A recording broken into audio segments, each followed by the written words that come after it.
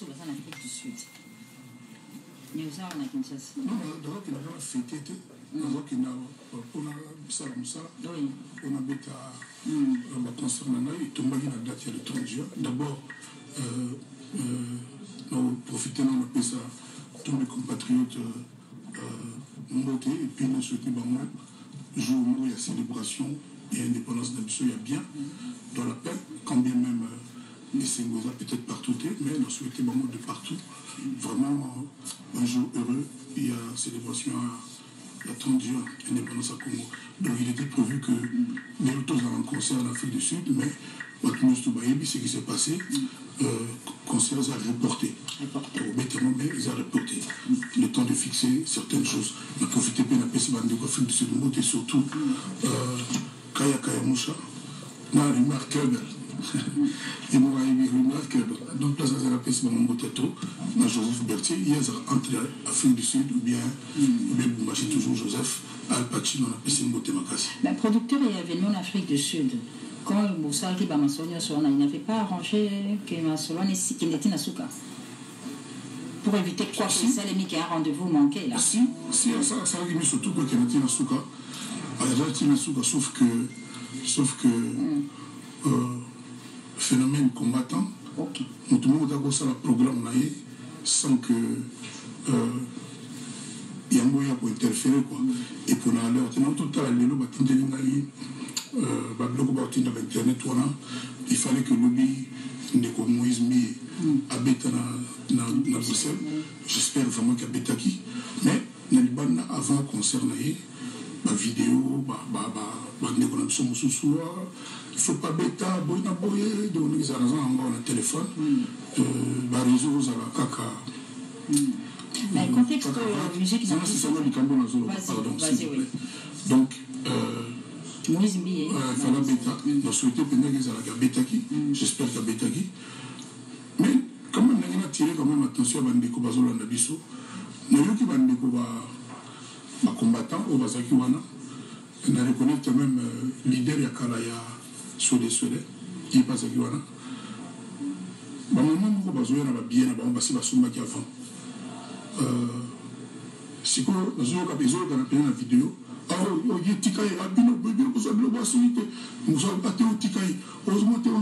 Nigeria.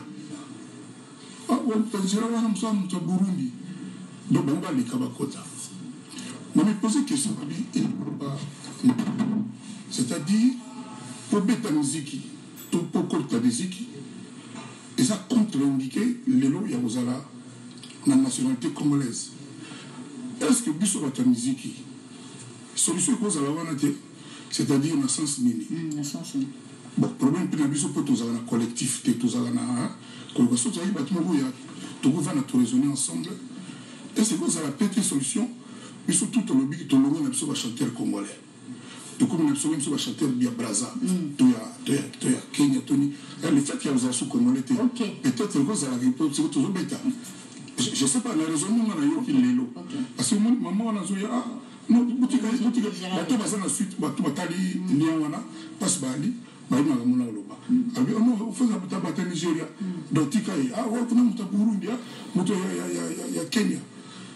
Ça veut dire quoi?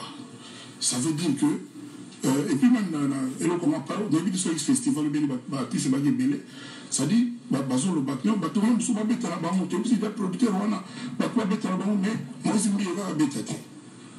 Pour le festival, on est sur la japonais, uruguayen, angolais, mais le gars, moi, c'est bien de ça, comment il y a bête.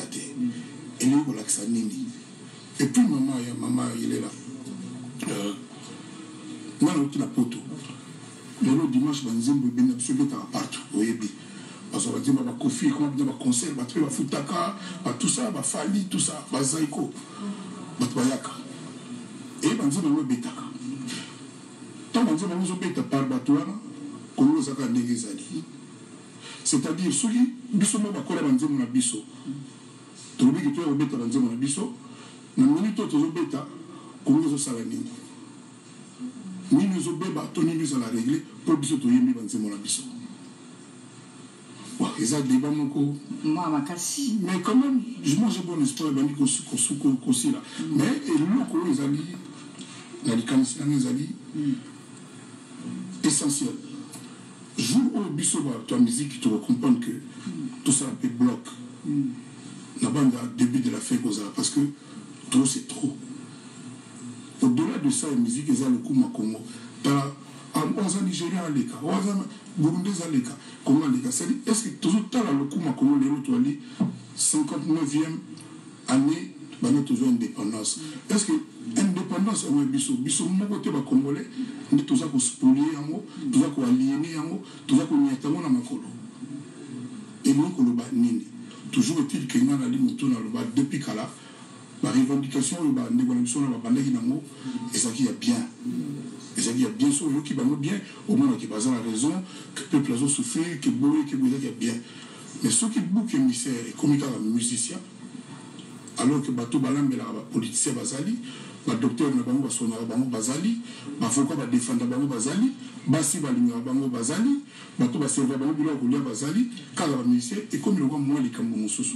Tino niveau que moi personnellement Kofi Olomide n'a répété de Bateau Bayebi, Tino est comique, Kofi, Nalaza, Nani à Congo. Tiko Matina, Maman Nangai, Banini, c'est-à-dire comment il y a Nini. Bateau la Moussou, Bazako, Kokantia Komba, les Arabes, Kofinga.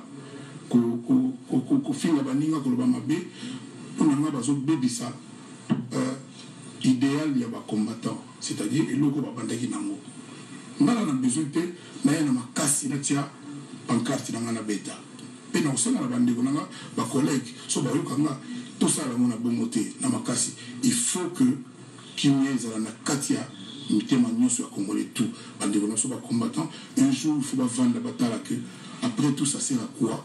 Tout ça la bouille. Pour que ça caca va misser ça ça sert à quoi? Et ce jour du matin le col monté à ma baie, le col la jalousie parce que nous sommes dans la vidéo là concert à Mozimbi 80 €. Ah oui 80 €. Problème na izawapi. Problème il y a Congo na 80 € et ça wapi. On va parler de Mozimbi. Celui qui croit que ça ta bloc un jour tout le bien ensemble. Mais qu'est-ce qu'il faut attendre quoi pour faire ce bloc là? Il faut attendre les rois de Boye, les seigneurs de Boye, ça va être. Mais ça peut prendre du temps.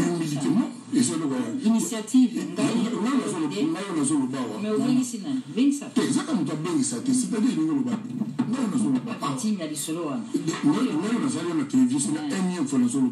c'est la énième fois tout ça battre batamaye les bali les musiciens comme l'homme il a dit on a vieux souci cassé. OK, nice. Tout ça là qui naïe n'est pas dans le bande pas zoloba.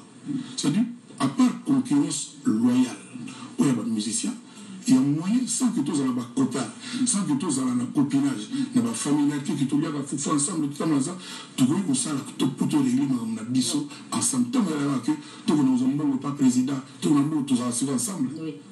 Mais si on a pas chaos et humili, est-ce que toujours qu'on comprend que parce que combattant on est mort le bakian, tant on a aimé combattant à Paris, bon on a eu la vidéo.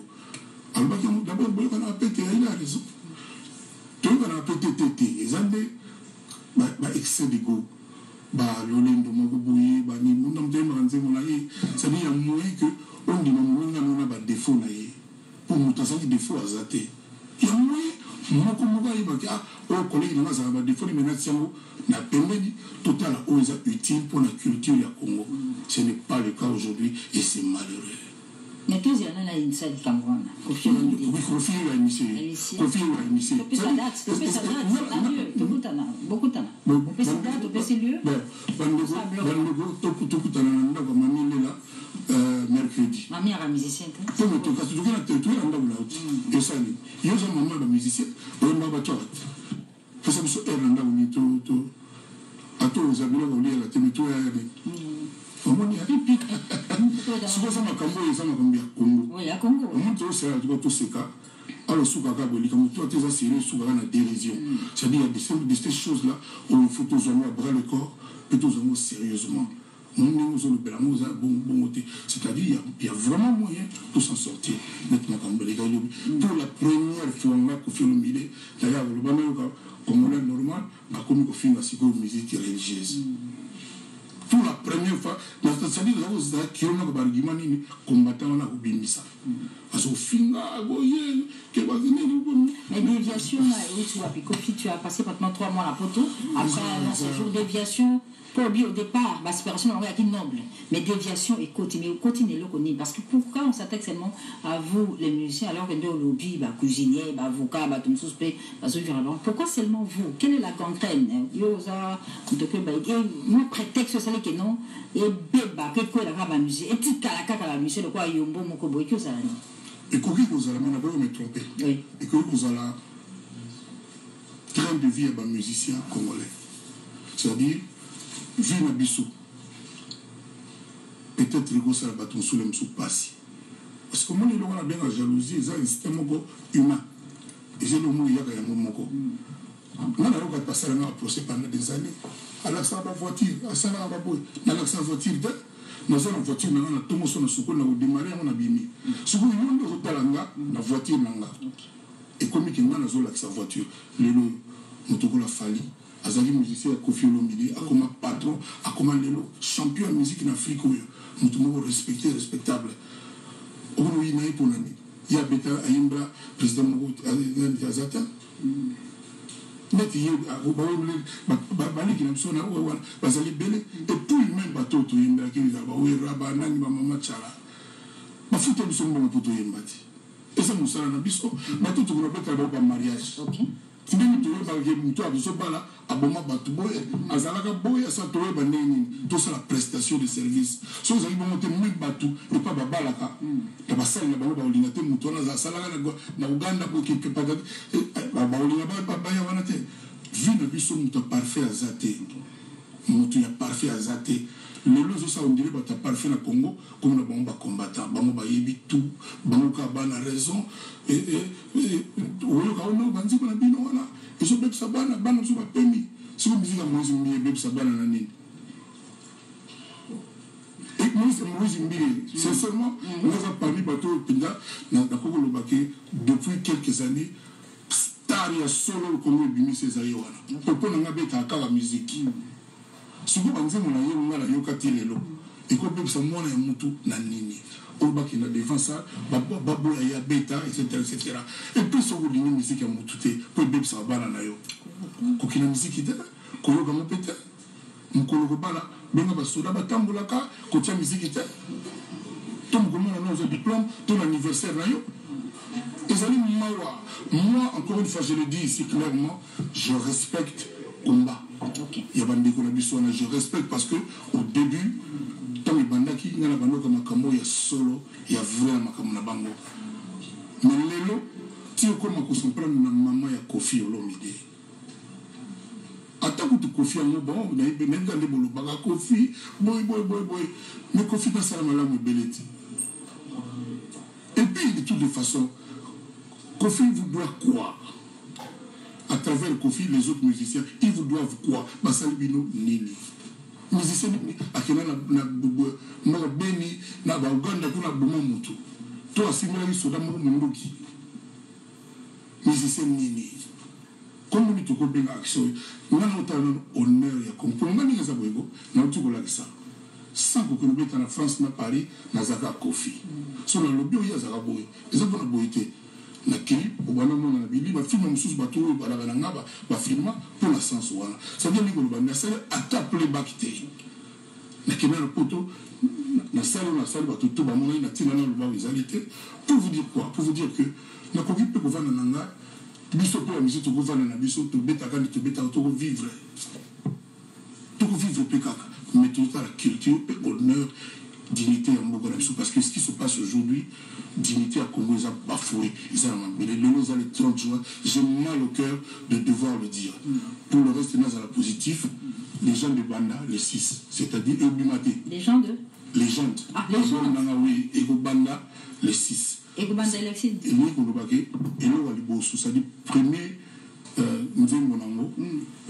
après esclave, comme on a pipi, et Robeta, et on a le 6, c'est-à-dire on a 18h, on a YouTube, on a 10h, tout ça. Donc, ma foule, Tuturo, Sandra, Angelo Central, Bazo travaille dans Christelle Mongaya, et au Banda, dans le 6, Batouba, Ganzimba de Bosso. Et ça featuring avec moi, comme que Black. Et de son bien, moi, je suis Naza. Bateau, Lilo, Bano, Bimi, Lilo, Baté, couleur, mot de la musique. Donc, Banana Bayaki, vraiment avec amour, avec Pi. Lancement à légende. Un extrait de moi, je peux vous dire, c'est quoi ça? Rapidement, Pi, qui annonce légende. Le 6 juillet.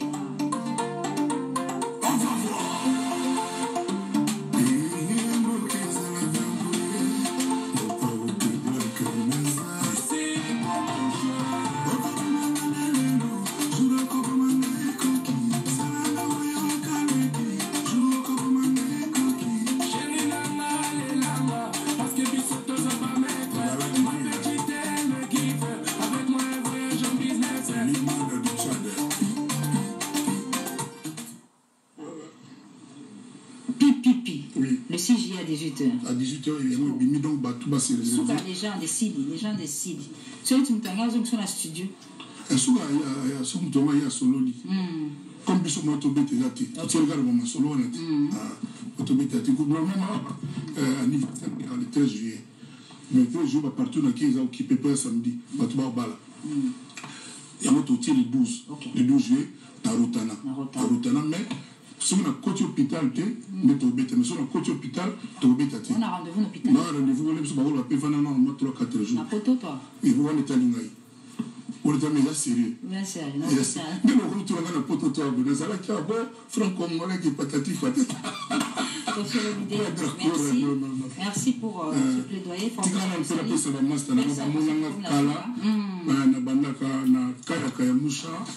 Joseph Berthier, na Péry Selimani, donc l'image va être grand et puis Moutouma a bossé na été Chirac Makayabo. Chirac Mayab na Pessimbote, son était Guy Bouchiri.